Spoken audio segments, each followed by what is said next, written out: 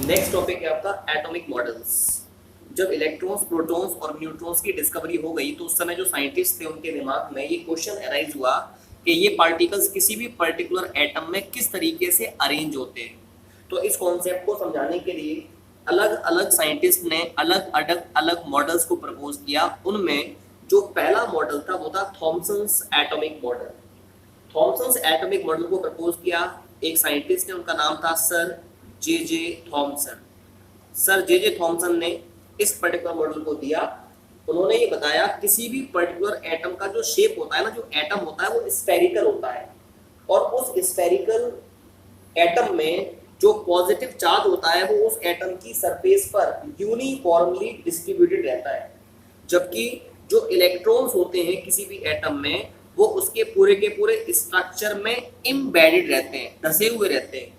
जिस तरीके से किसी भी, अगर मैं वाटरमेलन की बात करता हूँ, वाटरमेलन में जिस तरीके से ब्लैक कलर के सीड्स जो बीज होते हैं वाटरमेलन के वो धसे रहते हैं, बिल्कुल वैसे ही इन्होंने बताया एटम में भी इलेक्ट्रॉन्स उसी प्रकार से धसे हुए पाए जाते हैं जैसे वाटरमेलन के अंदर सीड्स धसे हुए रहते हैं। That's why this model is also called as watermelons model।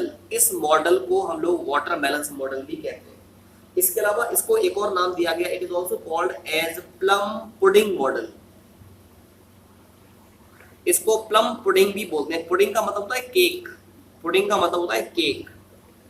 तो अगर आपने क्रिसमस केक देखा हो तो क्रिसमस केक के अंदर जिस प्रकार से रेजिन धसे रहते हैं, बिल्कुल वैसे ही ये माना गया एटम के अंदर इलेक्ट्रॉन्स आपके धसे हुए रहते हैं, एम्बेडेड रहते हैं।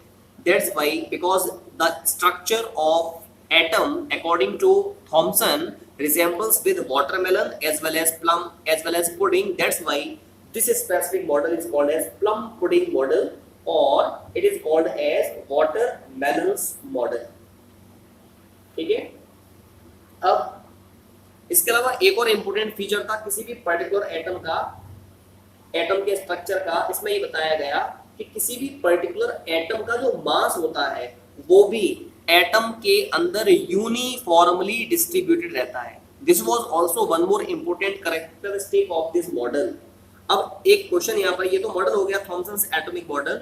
क्वेश्चन यहाँ पर ये what was the limitation, what was the limitations of Thomson's model. Thomson's model, जो थॉमसन का मॉडल था ना उसकी लिमिटेशन क्या थी, उसमें क्या क्या कमियां पाई जा रही थी, मैं उसके बारे में बात कर रहा हूँ। तो ये माना गया किसी भी पर्टिकुलर एटम की बात की जाए तो आपका जो एटम है, ये तो बात सही है, एटम न्यूट्रल होता है क्योंकि जितना पॉजिटिव चार्ज प्रेजेंट है एटम पर वो उसके अंदर पाए जाने वाले इलेक्ट्रॉन से काउंटर बैलेंस हो जाता है। लेकिन ये जो मॉडल था Thomson's atomic model, this model was unable to explain the experiments given by the other scientists। बाकी जो बाद में साइंटिस्ट आए, जैसे रदरफोर्ड ने एक एक्सपेरिमेंट दिया था called as alpha scattering experiment of Rutherford. तो इस एक्सपेरिमेंट को ये जो मॉडल था थॉमसन्स एटॉमिक मॉडल, ये एक्सप्लेन नहीं कर पाया। तो इसका ड्रॉबैक ये था मॉडल का कि ये मॉडल ये तो बता रहा था कि एटम नेचर में न्यूट्रल होता है, लेकिन बाकी जो अदर साइंटिस्ट थे उनके द्वारा एक्सपेरिमेंट्स जो एक्सपेरिमेंट्स दिए गए उनको इस मॉडल के द्वारा एक्सप्लेन नहीं किया गया। जैसे alpha scattering experiment of Rutherford can not be explained by this model, that's why this model was rejected. तो जब थॉमसन का एटॉमिक मॉडल रिजेक्ट हो गया तो जो नेक्स्ट मॉडल प्रपोज किया गया वो था रदरफोर्ड्स एटॉमिक मॉडल। अब क्वेश्चन यहाँ पर ये मॉडल क्या था, रदरफोर्ड का एटॉमिक मॉडल क्या था। एक्चुअली रदरफोर्ड के एटॉमिक मॉडल को जिस साइंटिस्ट ने दिया था उनका नाम था Ernest Rutherford. He gave this specific model called as Rutherford's atomic model. लेकिन ये जो आपका मॉडल था it was based upon a specific experiment given by Rutherford which is called as alpha scattering experiment। तो सबसे पहले हम यहाँ पर रदरफोर्ड का जो अल्फा स्कैटरिंग एक्सपेरिमेंट था वो क्या था उसके बारे में बात करना चाहिए। तो अल्फा स्कैटरिंग एक्सपेरिमेंट में रदरफोर्ड ने क्या किया, इन्होंने एक रेडियो एक्टिव सब्सटेंस लिया और रेडियो एक्टिव सब्सटेंस से निकलने वाले जो अल्फा पार्टिकल्स हैं उनको पास कराया एक थिन मेटल की फॉइल पर। ये क्या है, दिस इज योर मेटल, ये मेटल फॉइल है, it is thin metal foil, metal foil. और जिस मेटल को इन्होंने यहां पर यूज किया वो था गोल्ड मेटल। तो कहने का मतलब है कि इस मॉडल में इन्होंने क्या किया, इन्होंने रेडियो एक्टिव सब्सटेंस से निकलने वाले जो अल्फा पार्टिकल्स थे, जो अल्फा रेज थे, उनका किया बॉम्बार्डमेंट या उनको स्ट्राइक कराया एक थिन मेटल की फॉइल के ऊपर जिसकी थिकनेस थी 0.0004 सेंटीमीटर। इतनी थिकनेस की गोल्ड की फॉइल के ऊपर इन्होंने अल्फा पार्टिकल्स को स्ट्राइक कराया और इन्होंने ये पाया कि, और क्या किया, और इस मेटल फॉइल के चारों तरफ इन्होंने क्या किया, इन्होंने एक जिंक सल्फाइड की स्क्रीन को लगाया, जिंक सल्फाइड की स्क्रीन। मैंने आपको प्रॉपर्टी बताई थी अल्फा पार्टिकल्स की, अल्फा पार्टिकल्स पर पॉजिटिव चार्ज होता है, तो जब भी ये पार्टिकल्स स्ट्राइक करेंगे जिंक सल्फाइड की स्क्रीन पर, दे प्रोड्यूस ग्लो। तो एक ग्लो यहाँ पर प्रोड्यूस हुआ, यहाँ भी ग्लो प्रोड्यूस हो गया। जहां जहां पर भी अल्फा पार्टिकल्स आपके टकराए जिंक सल्फाइड की स्क्रीन पर, वहां पर आपका ग्लो प्रोड्यूस हो गया, जिससे हमें ये मालूम पड़ा कि ये पार्टिकल्स कहां पर टकरा रहे हैं। ठीक है, तो अब इस एक्सपेरिमेंट की बेसिस पर कुछ स्पेसिफिक ऑब्जर्वेशंस आए, there was some specific observations on the basis of this experiment. अब वो ऑब्जर्वेशंस क्या थे उनके बारे में बात करूंगा। बेटा ये जो थिन मेटल फॉइल है ना, इसका डिटेल्ड स्ट्रक्चर मैंने ये बनाया है, ये this is your thin detailed structure और the complete structure of thin gold foil. ये गोल्ड फॉइल है आपकी। तो गोल्ड फॉइल में बहुत सारे आपके पार्टिकल्स पाए जा रहे हैं। तो जो हमारा रिजल्ट था, जो हमारा कंक्लूजन था, पहले मैं कंक्लूजन से पहले बात करूंगा ऑब्जर्वेशंस की, that what were the observations on the basis of this experiment. तो इसकी पहली ऑब्जर्वेशन ये थी कि जो आपके अल्फा पार्टिकल्स थे, most of the alpha particles move in a straight line. जब मेटल फॉइल से होकर के अल्फा पार्टिकल्स गुजर रहे थे तो अधिकतर जो पार्टिकल्स थे ना वो एक स्ट्रेट लाइन में ट्रेवल कर रहे थे। आपने देखा these are the particles which are undeflected, ये अनडिफ्लेक्टेड है, ये डिफ्लेक्ट नहीं हुए अपने ओरिजिनल पाथ से, they move in a straight line.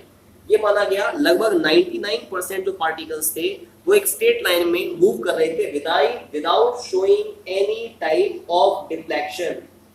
इसके अलावा कुछ पार्टिकल्स ऐसे भी थे जो स्मॉल एंगल्स पर डिफ्लेक्ट हो रहे थे। आपने देखा ये पार्टिकल्स, ये जो पार्टिकल्स हैं आपके, ये देखो, ये स्मॉल एंगल पर डिफ्लेक्ट हो रहे हैं। ये पार्टिकल्स एक स्ट्रेट लाइन में ट्रेवल कर रहे हैं, जबकि कुछ पार्टिकल्स ऐसे भी थे जो लॉन्ग डिफ्लेक्शंस को शो कर रहे थे, लार्ज डिफ्लेक्शन को शो कर रहे थे। तो हमारे जो ऑब्जर्वेशन था वो 3 ऑब्जर्वेशंस मिली। पहली observation, most of the alpha particles move in a straight line without showing any type of deflection. Few particles show small deflection that is less than 90 degree, जबकि बहुत ही कम पार्टिकल्स ऐसे थे जो या तो लार्ज डिफ्लेक्शन शो कर रहे थे या जिस पाथ से होकर के अल्फा पार्टिकल्स आ रहे थे ये उसी पाथ पर वापस लौट रहे थे। ऐसे बहुत ही कम पार्टिकल्स थे। तो अब इन ऑब्जर्वेशंस के बेसिस पर क्या कंक्लूजन मिला, what was the conclusion on the basis of these observations. तो पहला कंक्लूजन था कि because most of the alpha particles move in a straight line without showing any type of deflection, it proves that most of the part of atom is hollow। मतलब इन्होंने बताया जो atom होता है ना वो एक्स्ट्रा ऑर्डिनरी हॉलो होता है, एक्स्ट्रा ऑर्डिनरी हॉलो होता है। अधिकतर जो पार्ट है एटम का वो कैसा है, हॉलो है। ये पहला पॉइंट आया। क्या बताया, because most of the particles was moving in a straight line without showing any type of deflection, it means that in atom most of the space is as such which is empty, which is hollow, means atom is extraordinary hollow। It was the first conclusion on the basis of first observation। दूसरा observation था कुछ particles ऐसे थे जो small deflections को show कर रहे थे। तो था क्या, अगर हम किसी भी पर्टिकुलर एटम की बात करें, ये माना गया कि एटम के सेंटर पर एक स्मॉल पोर्शन पाया जाता है जहां एटम का पॉजिटिव चार्ज कंसंट्रेटेड रहता है। क्या पाया जाता है, पॉजिटिव चार्ज। और जो अल्फा पार्टिकल्स है उन पे भी प्लस चार्ज है। तो अगर कोई पार्टिकल ऐसा था जो इस स्मॉल पोर्शन जिस पर कि प्लस चार्ज है उसके पास से गुजर रहा था, then due to the repulsion, क्योंकि पार्टिकल्स पर अल्फा पार्टिकल पे प्लस चार्ज है और यहाँ पर भी इस एटम के सेंटर पर भी प्लस चार्ज है, तो इनमें रिफ्लेक्शन हुआ जिसकी वजह से ये जो पार्टिकल्स थे वो डिफ्लेक्ट हो गए from their original path at small angle. ठीक है, तो ये माना गया कि वो पार्ट एटम में पाया जाने वाला वो पार्ट जिस पर पॉजिटिव चार्ज पाया जाता है, that particular small part of atom is called as nucleus. उसको क्या कहते हैं? उसको हम लोग न्यूक्लियस कहते हैं। ये दूसरा पॉइंट आया। तीसरे पॉइंट में ये माना बताया गया कुछ अल्फा पार्टिकल्स ऐसे थे जो लार्ज डिफ्लेक्शन शो कर रहे थे या अपने ओरिजिनल पाथ पर वापस लौट रहे थे। ऐसा भी हो सकता है ये पार्टिकल यहाँ पर टकराया और टकराने के बाद में वापस इसी पाथ पर लौट आया। तो इससे क्या मालूम पड़ा? इससे हमें ये मालूम पड़ा कि एटम के अंदर एक बहुत छोटा सा पोर्शन ऐसा भी है जो रिजिड है। इसका मतलब most of the mass of atom is concentrated in that small portion only. तो जैसे ही कोई अल्फा पार्टिकल डायरेक्ट कोलिजन करेगा इस स्मॉल पार्ट से जो रिजिड है, तुरंत उसी पाथ पर या तो वो वापस लौट आएगा और it will show the large deflection. So these are three specific conclusions on the basis of this specific experiment called as Rutherford's experiment. अब ये तो पूरी बात हो गई अल्फा स्कैटरिंग एक्सपेरिमेंट की। तो इस एक्सपेरिमेंट के जो भी ऑब्जर्वेशंस थे, जो भी कॉन्क्लूजन्स थे, उनके बेसिस पर रदरफोर्ड ने अपना मॉडल प्रपोज किया which is called as Rutherford's atomic model या रदरफोर्ड मॉडल। इसके कौन कौन से पोस्टुलेट्स थे मैं बात करना चाहूंगा। पहला पोस्टुलेट तो ये था, ये माना गया किसी भी पर्टिकुलर एटम में, अगर मैं एटम की बात करता हूं, किसी भी पर्टिकुलर एटम में, ये एटम है, ये एटम है, ये माना गया किसी भी पर्टिकुलर एटम में जो पॉजिटिव चार्ज होता है, positive charge as well as most of the mass, अधिकतर जो मास होता है किसी भी पर्टिकुलर एटम का वो एक बहुत ही स्मॉल पोर्शन में कंसंट्रेटेड रहता है और इस स्मॉल पोर्शन को न्यूक्लियस कहते हैं। It is called as nucleus. क्या माना गया? पहले पॉइंट में ये बताया गया किसी भी एटम में most of the mass as well as positive charge is concentrated in a small portion which is called as nucleus. ये पहला पॉइंट बताया गया। दूसरे पॉइंट बताया किसी भी पर्टिकुलर एटम में न्यूक्लियस के चारों तरफ डिफरेंट सर्कुलर पाथ पाए जाते हैं, सर्कुलर पाथ, और इन सर्कुलर पाथ में आपके जो इलेक्ट्रॉन्स होते हैं वो रिवॉल्व करते हुए पाए जाते हैं।